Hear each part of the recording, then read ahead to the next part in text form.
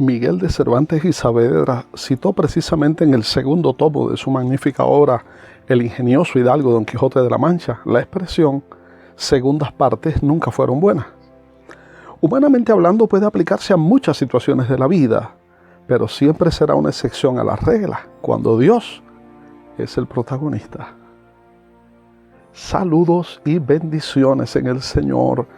Le damos la bienvenida a los que recientemente han tenido la gentileza de suscribirse a nuestro canal. Muchas gracias. Nuestro deseo es que usted sea animado y fortalecido por Dios a través de su bendita palabra mientras avanza camino al cielo. Soy su hermano Pedro y comparto un mensaje para ti. Hemos hablado en estos últimos videos sobre el apóstol Pedro. Su historia es emocionante, conmovedora, sorprendente a veces, pero más que todo, es muy estimulante para la fe y por tanto muy necesaria para nosotros hoy. Son millones los soldados que han quedado en el camino, unos heridos por sus propios hermanos, otros en las redes de sus propios errores o debilidades. Han perdido, si acaso la tuvieron, una actitud espiritual de fortaleza y de crecimiento en medio de las pruebas.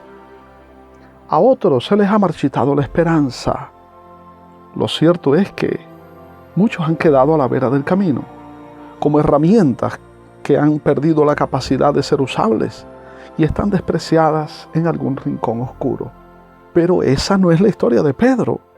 Pasó por casi todo. Supo sobre debilidades de carácter, de cometer vez tras vez los mismos errores, de no progresar en la fe, de no entender la voluntad de Dios para su vida, de enfocarse en sí mismo y no en el Señor, de mirar todo humanamente sin discernir los propósitos divinos. Fue demasiado lento para crecer, aun cuando contaba con el mejor maestro posible. Demostró cobardía y vacilación, muy poco confiable para darle una tarea y menos que involucrar a la eternidad. En un momento confiesa la verdad, que es la roca sobre la cual se asienta la iglesia del Señor, y minutos después es reprendido por el mismo Señor por serle de tropiezo. Más allá de todo, la promesa del Señor sigue en pie y la cumpliría. Queremos saber qué pasó con el mismo Pedro luego de la experiencia agridulce de ser confrontado y restaurado por el Señor, ser testigo de la resurrección de Jesús y ser lleno del Espíritu Santo en Pentecostés. Nunca las segundas partes han sido buenas, pero ¿qué pasó con Pedro? La vida le expuso a muchas situaciones, más complicadas todavía, y sin la presencia física del Señor para librarle de alguna manera. Pedro sería desde el punto de vista humano una persona poco confiable, demasiado voluble, inestable, con manchas en su expediente. En otras palabras, una herramienta más tirada en el rincón, polvorienta y rota. Si nos asomamos a la experiencia que sigue en Hechos de los Apóstoles, veremos a Pedro en una segunda versión, una segunda temporada, con argumentos que nos hacen ver su progreso espiritual y que constituyen un motivador mensaje de esperanza para muchos de nosotros. En Hechos 2 vemos a Pedro en el mismo templo de Jerusalén, ya no ante un puñado de alguaciles, sino ante una multitud multiétnica, confundidos uno, burlándose otro.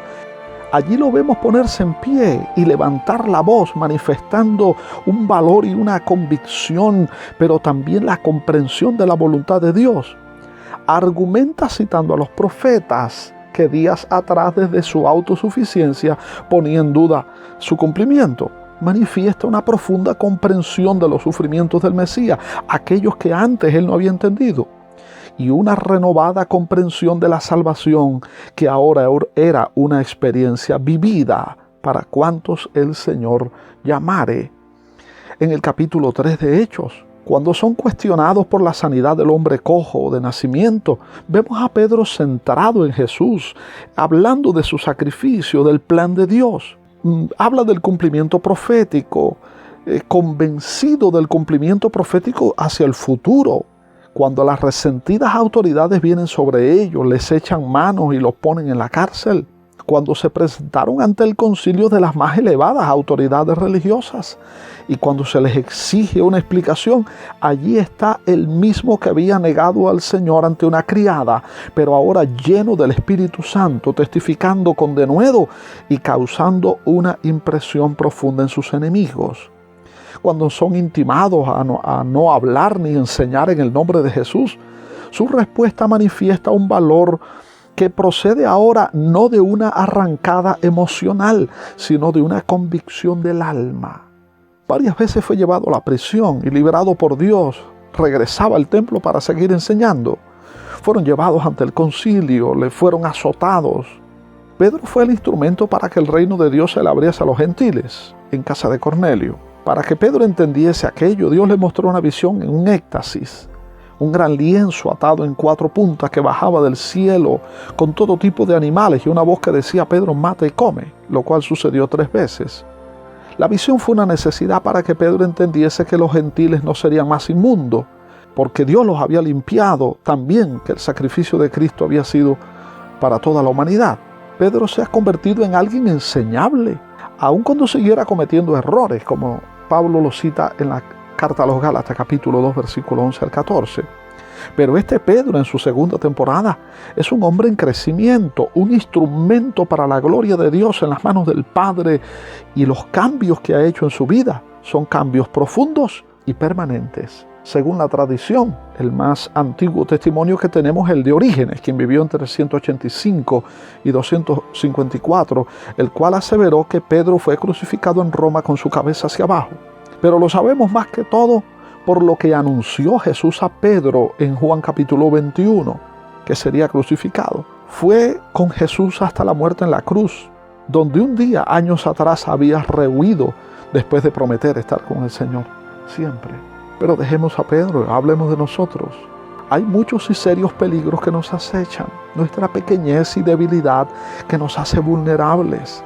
Muchas veces hasta nuestra conciencia se vuelve nuestra enemiga, nos acusa, pero no nos da la salida. Le hacemos el juego al acusador. Muchas veces Dios nos ha perdonado, pero usted no se perdona a usted mismo.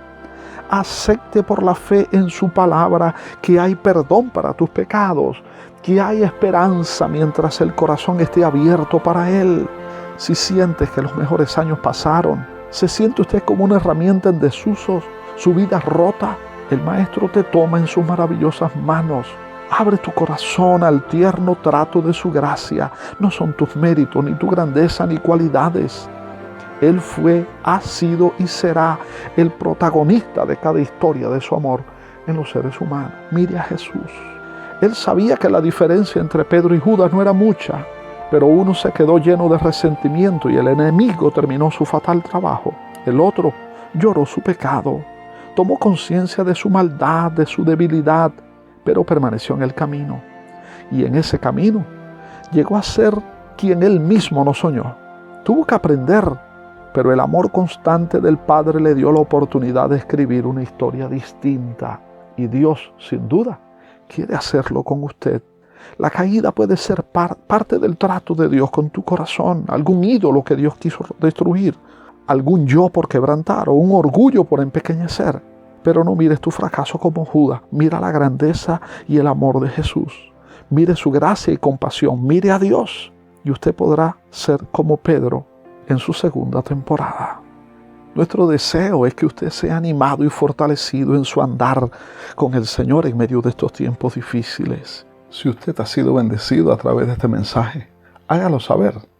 Dele like, comparta con otros que lo necesitan y si no se ha suscrito, considere hacerlo.